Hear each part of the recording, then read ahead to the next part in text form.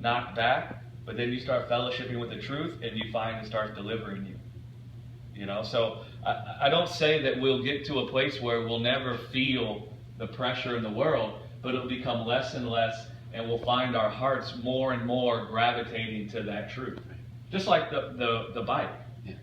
You know, this engineer guy came into his shop, and all the welders had taken a bike and wired the handlebars to work backwards. And they bet all the engineers that, I bet you $300 you can't ride this bike 10 feet across the floor. None of them could ride the bike 10 feet across the floor. So the one engineer was just confounded by this, and he wanted to take it home and see how long it would take him to learn how to ride it the other way. It took him 6 months. And then after the 6 months, he learned how to ride it the opposite way. And then he took it on a tour to see if anybody could ride it the opposite way. Nobody could. And then he said, well, let me see if I can ride it the original way. Now, he couldn't. You see, so his heart kind of got trained to riding the bike backwards, and then he couldn't really ride it the normal way anymore.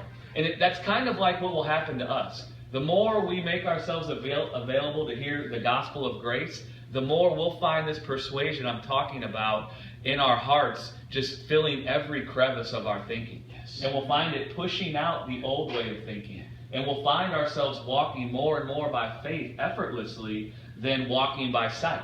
We don't have to try real hard to walk by sight. We just do it effortlessly, don't we? Yeah. It's not like I got to go get in the corner and pray to God so I can walk by sight. Yeah. Well, that's the same way that it is walking by faith. But the thing is you have to hear the persuasion in order to find yourself walking by that persuasion. Most believers have never even heard what the persuasion is. You know, when I say walking by faith, most people think that means walk by your ability to trust God. Yes. That's not what it means. It means there is a persuasion. There is a thing. It is a persuasion. It's called faith. It was made flesh in Jesus. And I walk by what that faith says. That's what walking by faith means. Completely different than living by my ability to believe. No, there is a belief that God has in His heart, and now He showed me His heart in the person